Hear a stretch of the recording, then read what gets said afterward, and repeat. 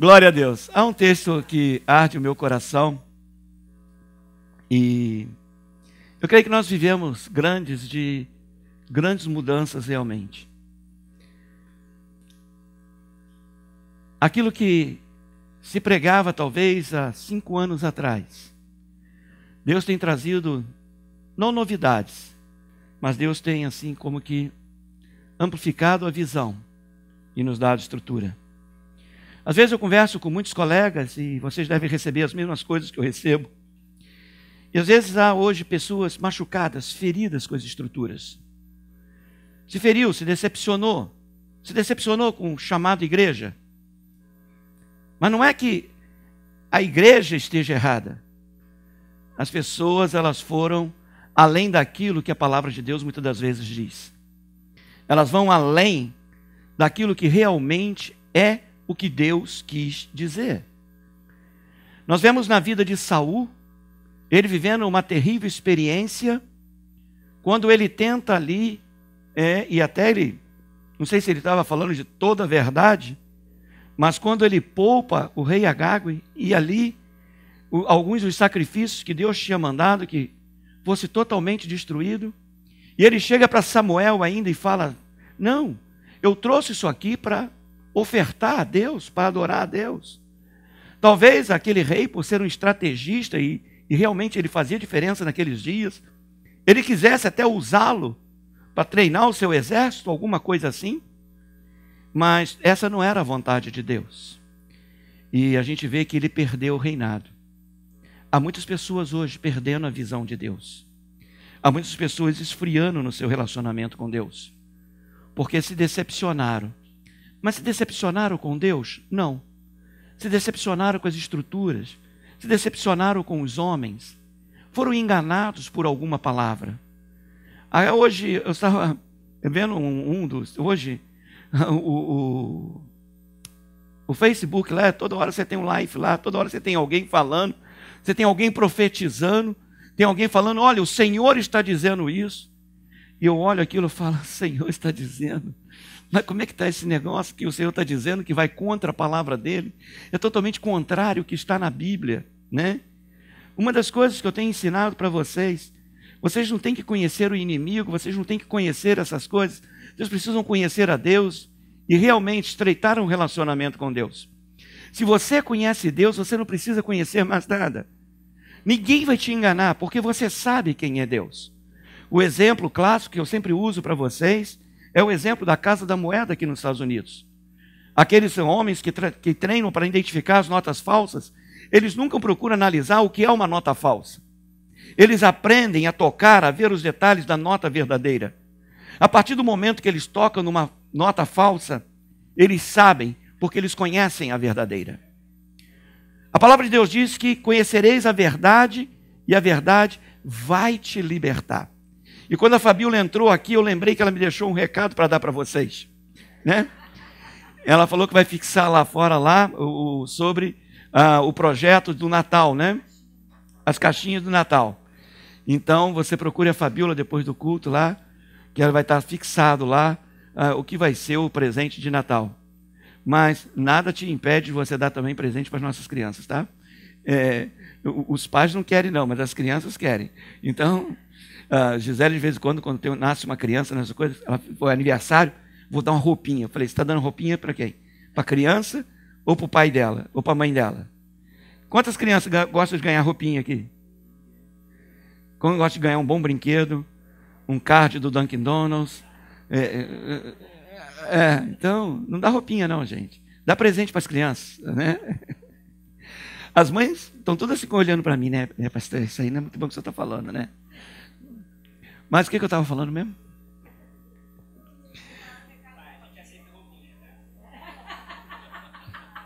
Dá presente para o Guto, não é para o William não.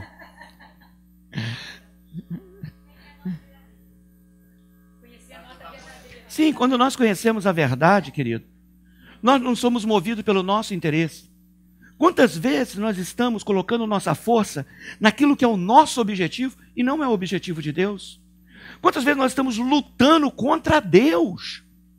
Quantas vezes nós estamos amaldiçoando o que Deus está fazendo E você está entendendo muito bem o que eu estou falando para você. Então para de lutar contra Deus. Fala, Deus, eu quero te servir. Eu quero fazer a tua vontade. Eu quero me relacionar contigo. Eu quero te conhecer mais e mais. Uma pergunta que eu fiz lá no Brasil, lá ninguém ousou levantar a mão. Quantos querem ir aqui para o inferno?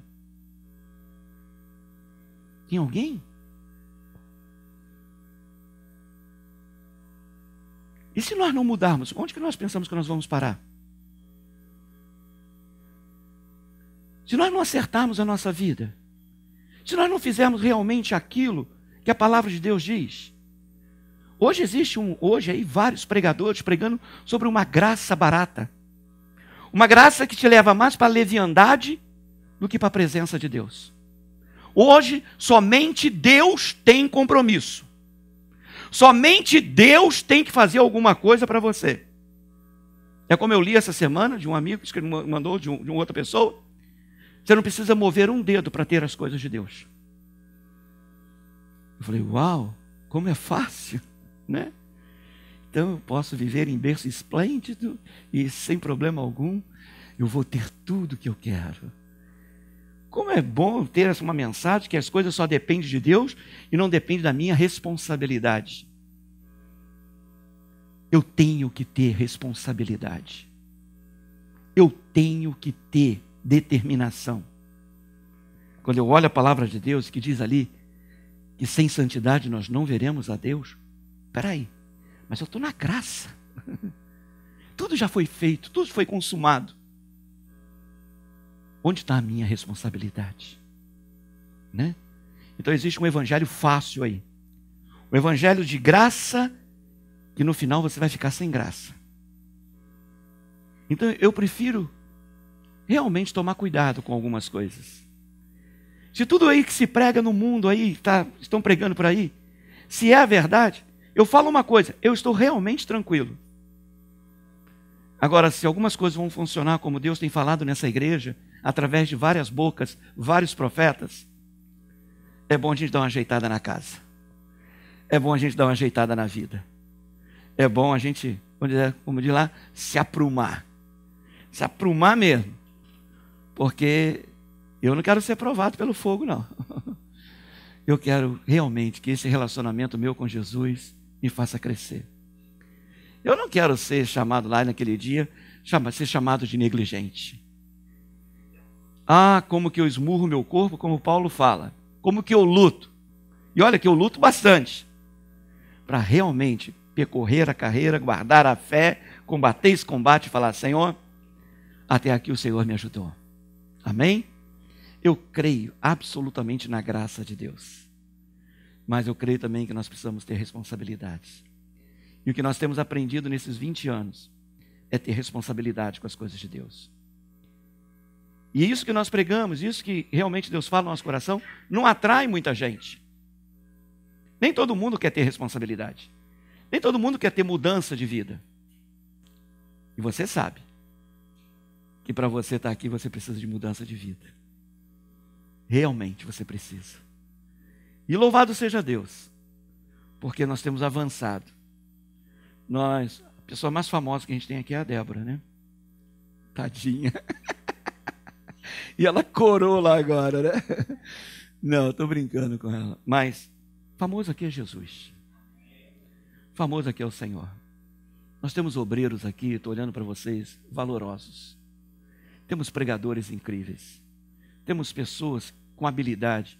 Nós podemos ver isso na festa da roça, a habilidade de cada um. Até mesmo para a gente se divertir, para a gente rir. Né? A gente riu demais da conta. Né? Cada coisinha, cada enfeite, cada detalhezinho. Olha, lindo. Tivemos esse louvor sexta-feira. Que coisa gostosa. A música do Mike me encantou. Que coisa. Só quero saber quando que vai vir a outra. Já deve estar na fornalha já, né? Já deve estar tomando fórmula. Ou vai ser a da Roberta agora. Agora tem que vir a do Guto também, né, gente? Cadê a do Dino? Cadê a da Fernandinha? Né? Aí depois vai vir a da Débora. Né? Do João, cadê a música do João? Né? Cadê a sua música? Não é só eles que vão compor? Né? Imagina, a música escrita pela Jamile. Uau! Né? Why not? Imaginou o Tony vindo aqui e cantando aquela música que ele...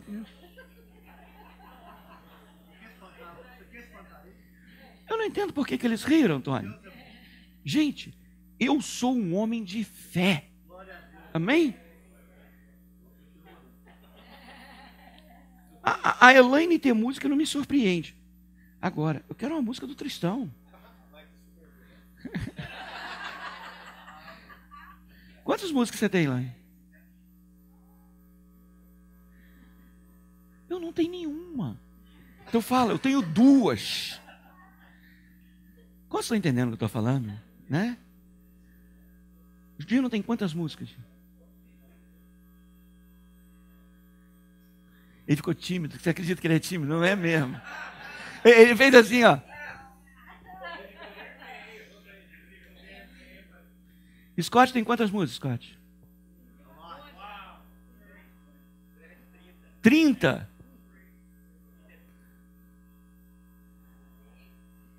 Fernanda tem quantas? Algumas. Eu não tenho nenhuma, gente. Eu vou fazer uma música. Olha, se vocês não fizerem música, eu vou fazer. Pronto. Agora vai lotar de música aqui, né? Então, mas deixa eu dividir essa palavra com vocês. Hebreus capítulo 12, verso 18 até o 19.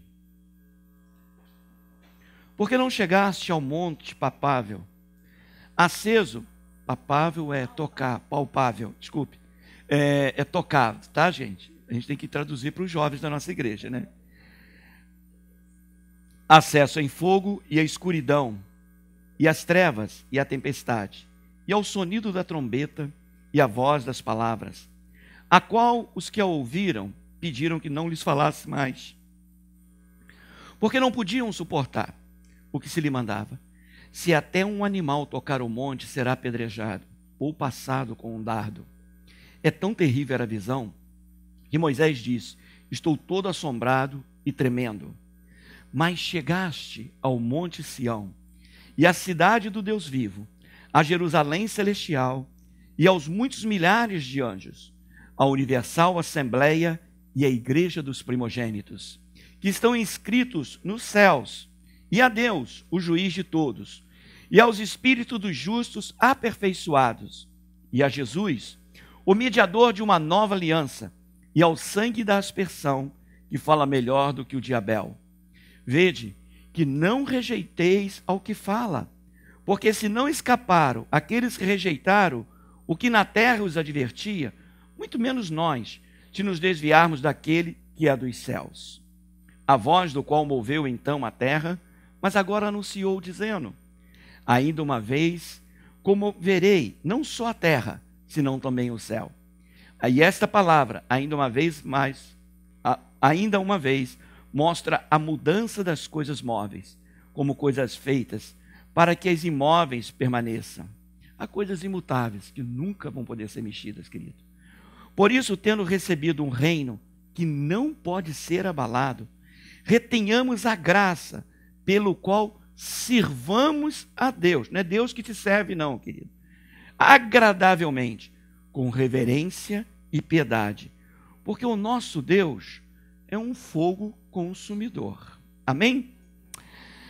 Pai, eu sei que é um texto, às vezes, difícil, mas é a Tua palavra, Deus.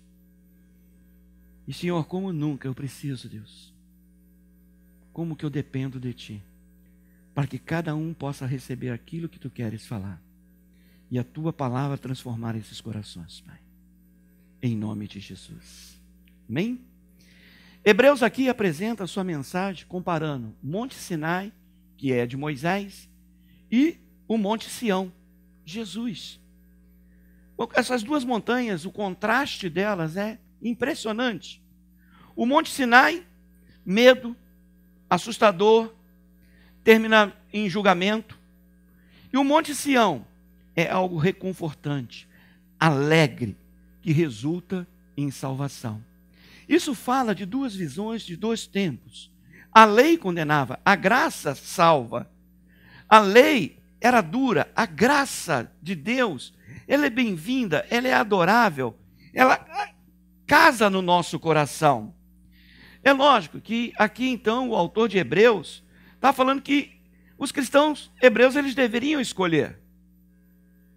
Nesse domingo pela manhã, isso que nós criamos aí do aniversário da igreja, não é muito mais seguro você correr para Sião?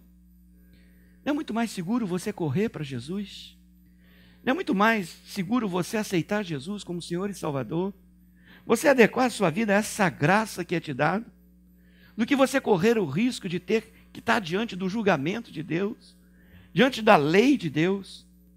Aqui começa falando do Monte Sinai, o verso 18. Ele fala que essa montanha, ela não poderia ser tocada. Como pode? Havia terror ali, ninguém estava autorizado a tocá-la. Diz ali o verso 20 que até mesmo se um animal tocasse a montanha, ele deveria ser apedrejado. Que quadro horrível, que quadro tenebroso. O livro de Hebreus está falando que essa montanha era uma montanha física, real, esse momento aconteceu. Diz que essa montanha queimava em fogo, era a montanha, como posso chamar, da escuridão. Escuridão e tempestade. Não era uma cena bonita de um cartão postal. Não era algo com árvores majestosas, paisagem verde, lago azul, céu com arco-íris. Não. Alguma pessoa nesses dias estava falando do arco-íris.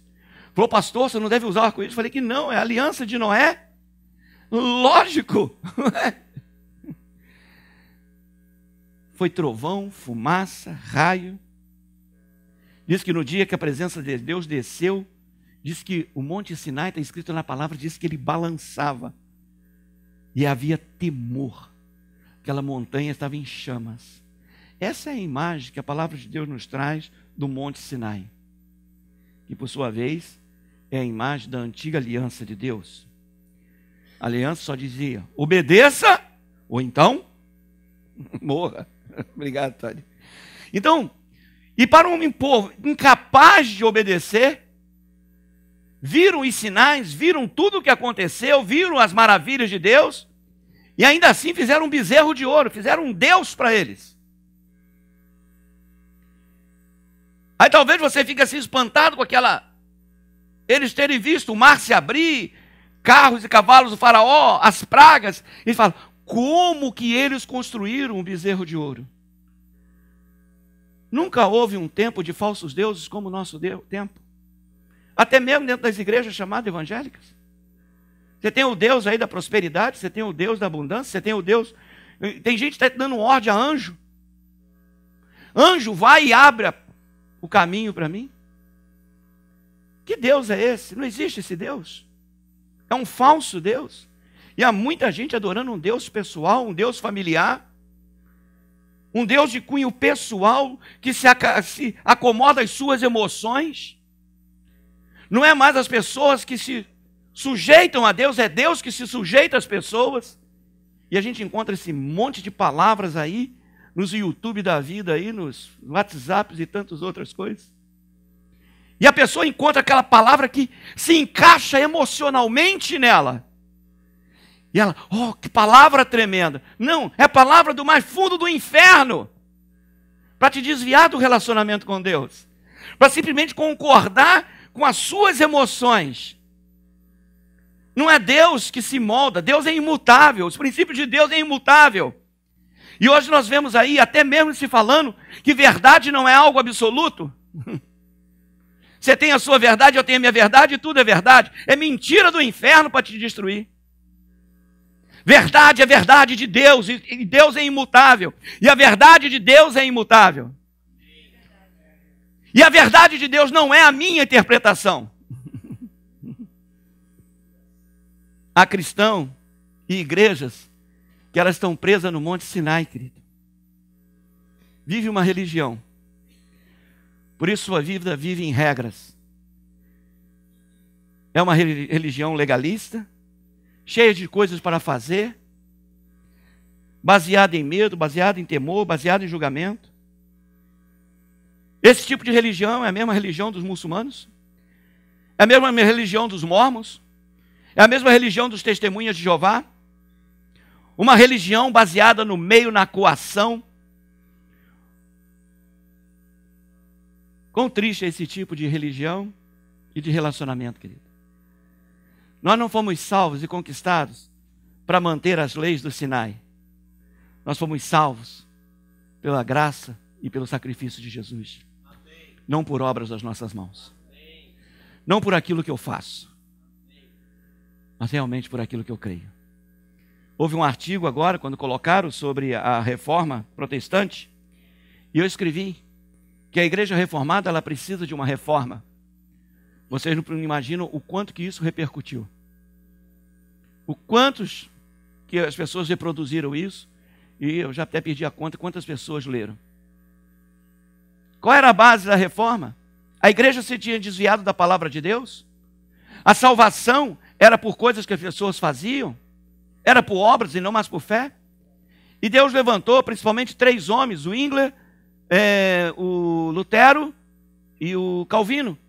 Foram quase os 3 principais reformadores, tiveram outros.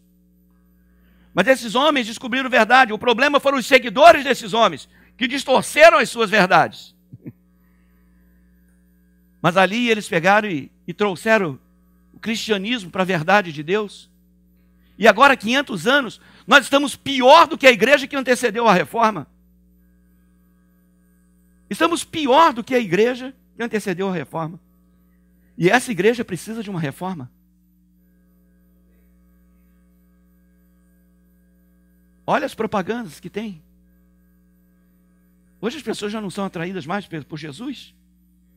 Tem que ter um ingrediente, tem que ter um cantor famoso para atrair as pessoas.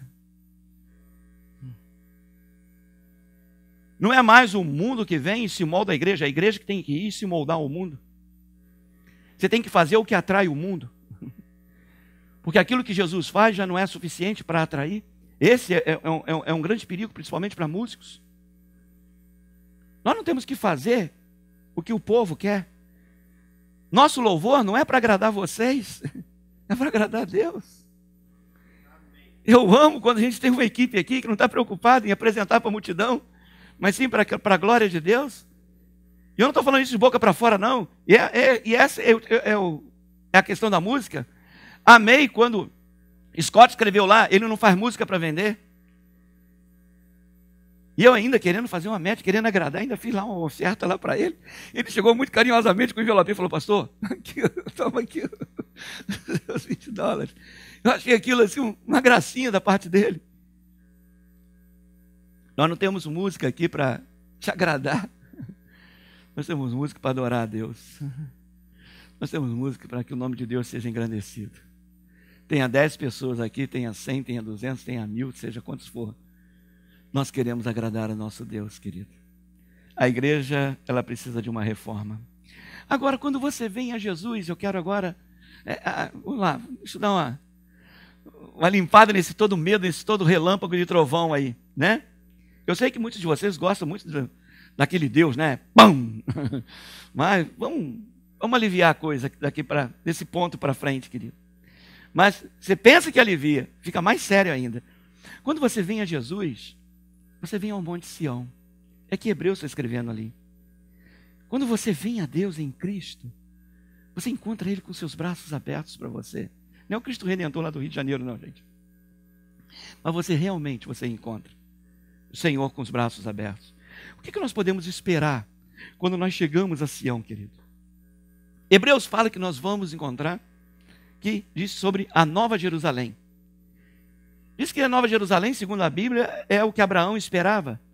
A cidade com os fundamentos, cujo arquiteto e construtor é Deus. Hebreus 11:10 diz isso. E quando você vem a esse Monte Sião, você vem pela graça, pela presença de Deus. Sim, Sião é um lugar de encontro com Deus. É um lugar de você adorar a Deus. É um lugar onde você ora, onde servimos. Monte Sião é um lugar de graça, Monte Sinai era um lugar de medo. Monte Sinai é um lugar de liberdade. Cristo é a nossa liberdade, querido. Você não precisa mais trazer um sacrifício. Você não precisa mais de uma moeda de troca no templo para oferecer sacrifício a Deus. É a casa do Pai. É a casa que você não tem que pagar para entrar. Você não precisa se preocupar em pagar algo. Você é servido em Sião. Você é abençoado em Sião. Eu lembro uma experiência, uma vez eu estava com uma pessoa, acho que era um pastor, que eu estava no escritório lá, conversando. E o pastor Edson chegou lá. E quando ele abriu a porta, que ele viu que eu estava com alguém lá, logicamente ele polido, educado, não precisava pedir desculpa nem nada. Ele falou, ô pastor, me desculpa. Falei, não, Edson, pode vir, senta aqui. Aí o Edson pegou, entrou, sentou lá. E de repente o Azaf, o Guto, acho que foi o Azaf, ele precisou de uma música. Ele simplesmente acho que foi você que entrou. Ele entrou, abriu a porta, e eu já contei isso para vocês. Sentou lá no computador, pegou a música, imprimiu, saiu. Não precisou pagar a tinta, não precisou pedir por favor, não pediu licença, nem nada. Aonde que ele estava? No escritório do pai dele. Ele estava em casa. Ele estava com liberdade. Ele estava simplesmente no lugar que ele tem intimidade. Quantas vezes eu recebo alguns de vocês lá em casa, né? E as pessoas chegam lá, a gente come, estamos refrigerantes, faz aquela sobremesa gostosa, esse dia e tal. Tem vezes que vocês até sugerem, pastor, o que a gente vai fazer lá na sua casa? E quando sai, eles nunca perguntam, não, quanto foi, quanto custou? Sabe por quê? Estou na casa do Pai. Como vocês disseram aqui ontem, né? Deixa o menino em paz, João. Zanga com ele, Mateus. Fala, quero prestar atenção na palavra, por favor. Então, o que acontece, gente? Nós estamos na casa do Pai. Talvez a Maria falou, o pastor chamou a atenção de um. Eu estou na casa do Pai. Nós somos uma família. A gente está aqui, para se relacionar. A gente não está aqui preocupado. Na casa do Pai a gente não está preocupado. Né? Tem dia que a Jamile chega lá em casa e fala assim, pastor, o que você fez de bom? Tem a expectativa. Sabe o que é? É a expectativa de que na casa do Pai tem coisa boa. Quantos estão entendendo, querido? Amém. Há pessoas que estão vivendo religião, tendo que pagar para ser abençoado, tendo que ofertar para ter portas abertas. Enquanto você simplesmente, quando você está na casa do Pai, você conhece as necessidades do Pai. E você ajuda o Pai. E você ajuda naquilo que você pode, naquilo que você sabe, naquilo que você quer. E o Pai nem precisa pedir. Porque você sabe o que está no coração do Pai. Ah, como que eu amo estar em Sião, gente. Como que eu amo ter essa liberdade. Na casa do Pai, você não precisa se preocupar. Às vezes, terça-feira, a gente tem estudo lá em casa. E a gente senta todo mundo no sofá lá. Agora mesmo a Terezinha com a Amélia, eles puxam aquele coisa de colocar o pé em cima e tira, bota o pé lá em cima. Mas por quê? Porque estão na casa do Pai. A gente tem liberdade.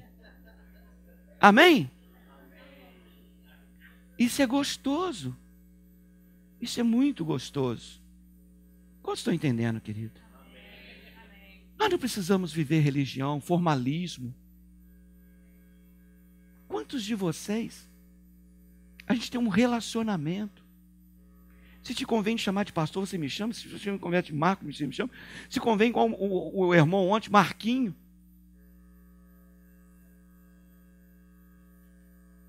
Como que para mim às vezes é difícil toda vez chamar o pastor Edson, pastor Eneida.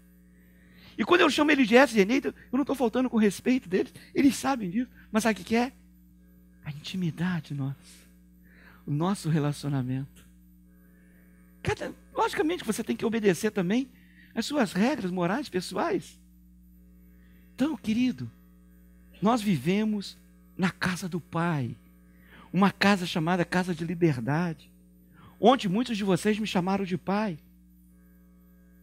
E realmente, há liberdade, há relacionamento.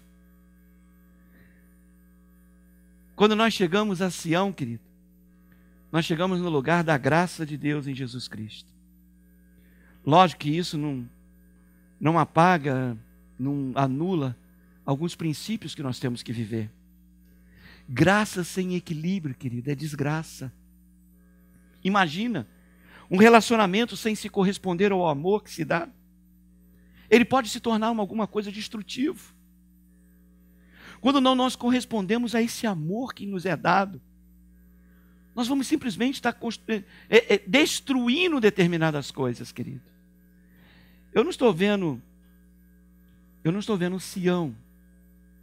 Não estou vendo lá a questão estrutura, Sião, igreja. Mas sim, o comportamento de quem deseja entrar em Sião. A entrada é totalmente de graça, querido. Mas nós precisamos considerar alguns rudimentos. Logicamente, isso é uma palavra para outro dia. Quando você vem a Sião, você vem para uma festa. Olha o que diz o texto lá, querido. Diz que, volta a ele, verso 20. Porque verso 21. Ou 22, Asaf. Vai em frente. Aí. Mas tem chegado ao Monte Sião e à cidade do Deus vivo. Primeiro a Jerusalém. E o que há? Miríades de anjos. Milhares e milhares de anjos. O que você acha que esses anjos estão fazendo, gente? Eles não estão à toa. Olha, nós já vivemos, eu e Gisélia já vivemos tempos. E aqui já aconteceu isso. De durante o louvor, nós vemos claramente os anjos participando da adoração. Os anjos voando dentro desse lugar. Víamos isso mais com intensidade no Brasil, né? Quando pregamos anjos no altar, anjos no meio do povo. Quando nós adoramos com toda essa liberdade que tem nos dado, querido, nós não estamos adorando Deus sozinho. Quando nós chegamos a Sião, nós chegamos também a esses milhares e milhares de anjos, não para dar ordem a Ele. Eles adoram a Deus junto com você. Ah, como que eu gosto de ver, como esse louvor hoje, né? É lógico que tinha que terminar com aquela canção, né, Débora? Isso aí é lei, né? Não lei lá de Moisés, não, mas a lei do Marco Aurélio, né? Então, querido, louvor, adoração. Você move o mundo espiritual, querido. Você vê essa adoração não somente no mundo natural, mas no mundo celeste. Já teve vezes que nós estamos adorando aqui, eu escutar como que o farfalhar, o barulho de asas voando nesse lugar. O mundo espiritual é mais real do que a gente imagina. E aqui diz que em Sião acontece isso. Você chega aonde está milhares e milhares de anjos. Sabe por quê? Por causa da graça de Jesus. Diz que lá eles só adoram o Senhor, querido. Então, chegar a Sião é como você chegar nesse ambiente da comunhão dos anjos. Isso não é maravilhoso? Ou sou estranho para você? Nós não vamos fazer um altar aqui para anjos, não. Fica tranquilo, queridos. Mas que os anjos participam da nossa adoração. Eles participam. Eles estão unidos ao seu coração, a nós. Estão unidos nesse culto, nesse louvor a Deus. Quando você vem a Sião, você vem também para mais uma coisa que a palavra de Deus diz. Você vem para a igreja do primogênito. A igreja do primogênito. Sabe quem é? Jesus. E diz que ali os nomes estão escritos nos céus. Teu nome está escrito nos céus. O teu nome está registrado. Quem é o primogênito? Olha aqui que diz Romanos 8, 29. Ele é o primogênito entre muitos irmãos. Colossenses 1,15 Isso eu ouvi o pastor Adrian pregando esses 3 pontos. Ele é a imagem do Deus invisível, o primogênito sobre toda a criação. Colossenses 1,18, ele é o primogênito dentre os mortos. Apocalipse 1,5 diz que Jesus é o primogênito. Então a gente chega à igreja de Jesus, a igreja primogênito, e a nós, corpo de Cristo, membros do corpo de Cristo, da igreja de Jesus. Todo crente, todo mundo, se você aceitou Jesus como Senhor e Salvador, você faz parte dessa igreja dos primogênitos. E quão glorioso é isso, querido? Quão maravilhoso é saber que o teu nome está escrito no livro da vida do Cordeiro. Amém? E diz que isso é uma coisa absoluta para qualquer um de nós, querido. Amém? Lucas capítulo 10, verso 20. Coloca para mim aí, Asaf. Olha aqui que Jesus fala e nos alerta. Contudo, não vos alegreis porque submete os espíritos. Alegrai-vos antes por estar os vossos nomes. Há tanta gente desfilando autoridade e poder, querido.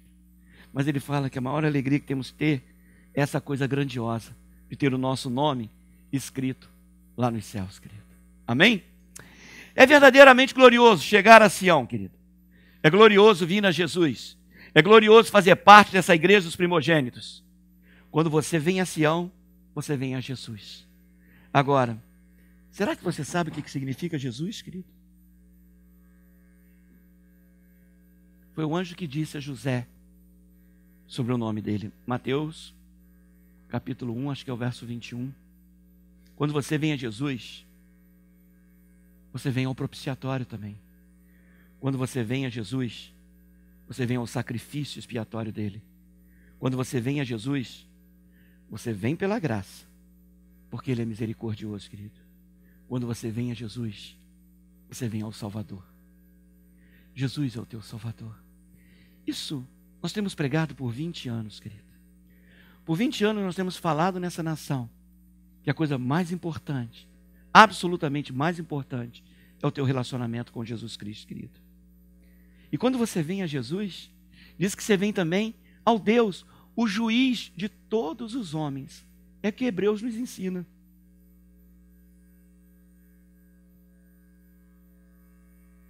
Será que você tem medo desse juiz? De vez em quando algumas pessoas falam: pastor, ora por mim que eu tenho corte. O dia que você falar: pastor, eu vou estar diante de Deus, eu não vou precisar orar. Porque você vai com alegria na presença desse juiz. Você não vem com medo a Sião. No Sinai, sim. Diz que lá é algo pavoroso. Diz que tem sonido de trombeta, voz de trovão, relâmpago, fogo. Diz que era tão terrível que Moisés falou: estou assombrado com tudo isso. A lei condenava, querido. Lei e graça são totalmente diferentes nos seus aspectos. Você está no Monte Sinai, você está em Sião, é coisa totalmente diferente. Deixa eu ler esse pedacinho para vocês. A lei condena, a graça absolve. A lei aponta o pecado, a graça, que é representada pela pessoa de Jesus Cristo, liberta o homem dos seus pecados.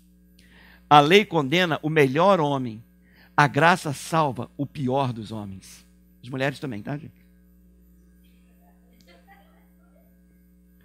Jesus, ele não veio para condenar.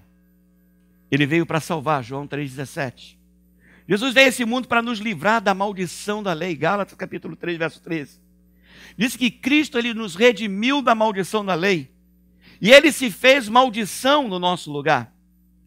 Nós não estamos mais debaixo da lei, mas debaixo da graça, do amor de Cristo Jesus. Nós não somos mais escravos, nós somos livres. A palavra de Deus diz: conhecereis a verdade e a verdade vos... E nós precisamos agir como pessoas livres, querido. Não é livre para fazer asneira, não, fazer besteira, não. Livre para se relacionar com Deus. Livre para adorar a Deus. Livre para pregar o Evangelho. Livre para viver fora do medo. Quantas vezes a gente pode avaliar o nosso medo pelas nossas orações? Por favor, não pare de orar, não. Mas às vezes é tanto temor, é tanta devedura, não, inventei uma palavra, acho que agora.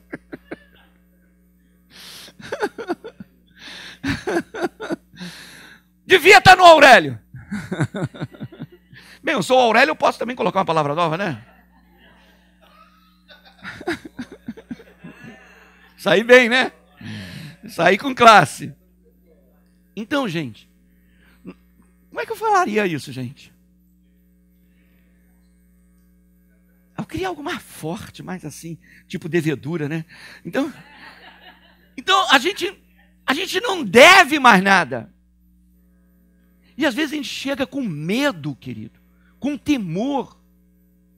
Não temos palavras que expressem essa liberdade de graça. Nós estamos sempre em dívida com Ele.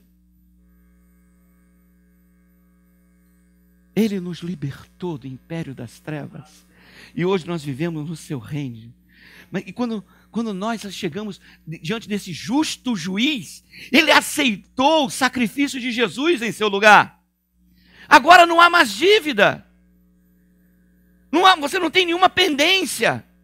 Sabe o que você vai ouvir? Vinde, benditos. Vinde, benditos. Efésios deixa bem claro que nós fomos feitos para louvor da glória. Nós que esperamos em Cristo.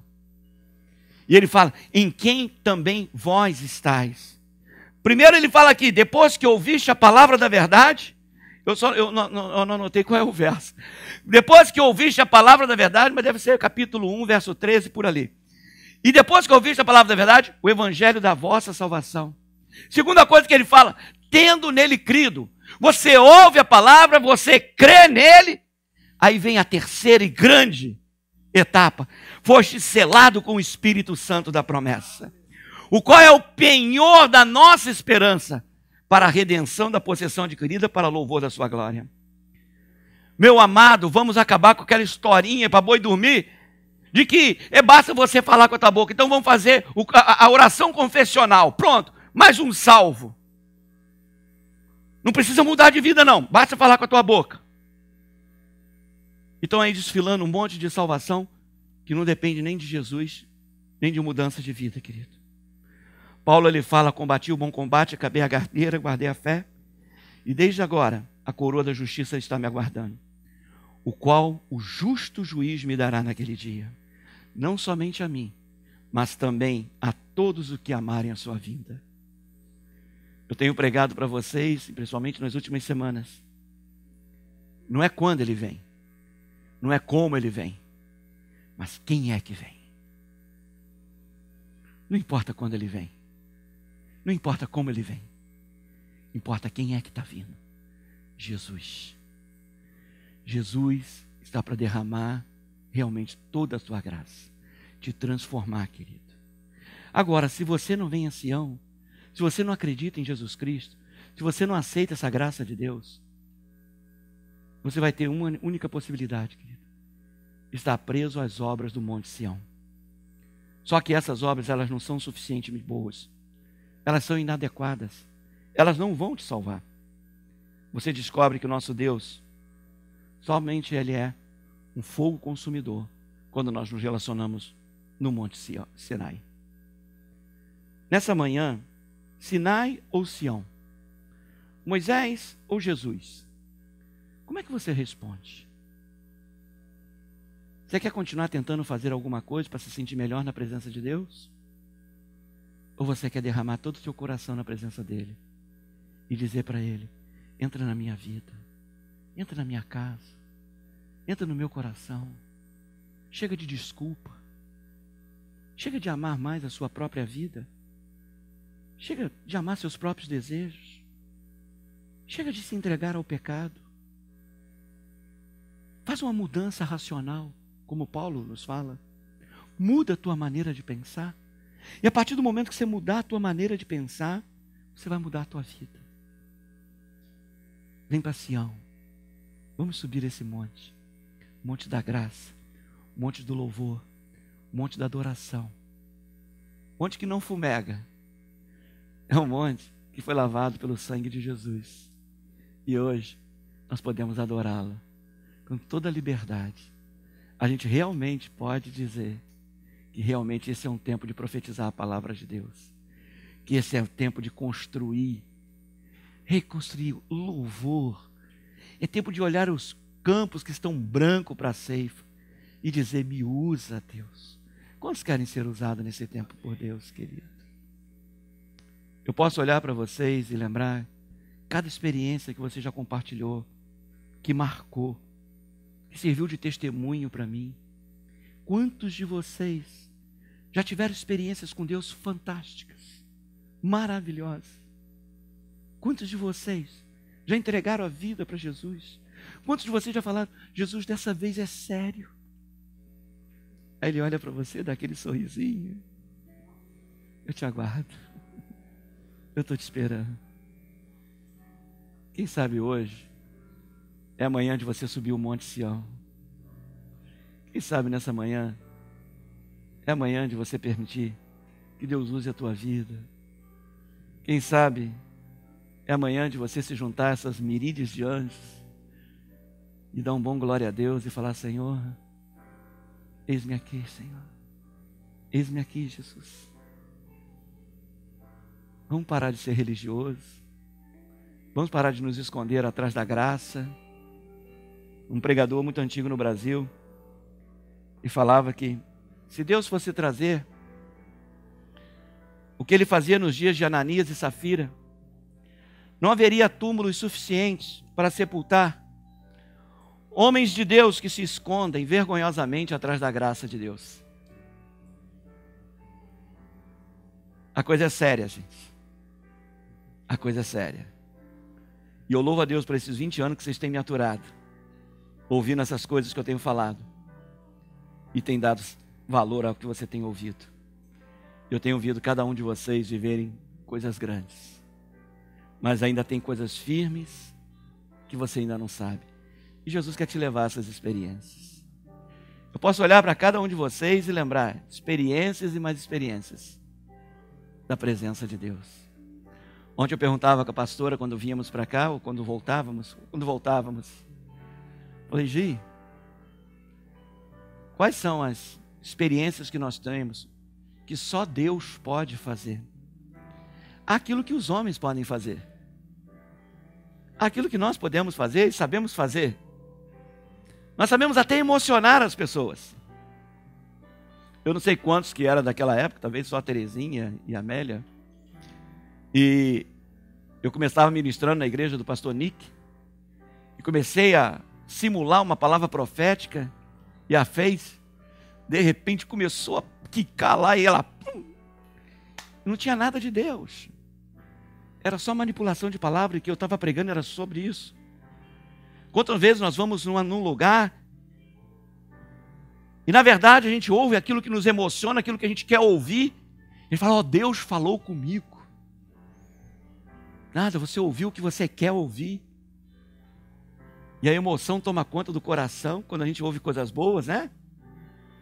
Fala para a pessoa que está do seu lado aí: você é lindo ou você é linda.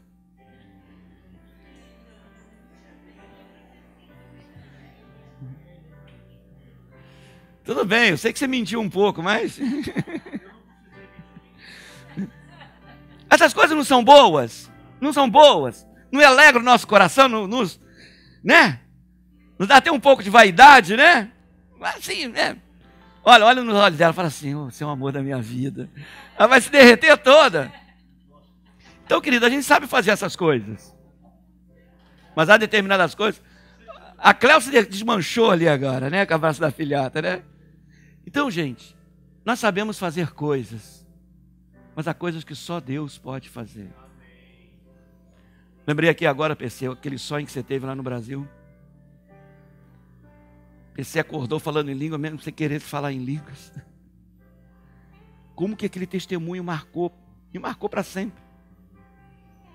Há coisas que Deus faz que marcam a nossa vida, querido. Não vamos abrir mão dessas coisas. Amém?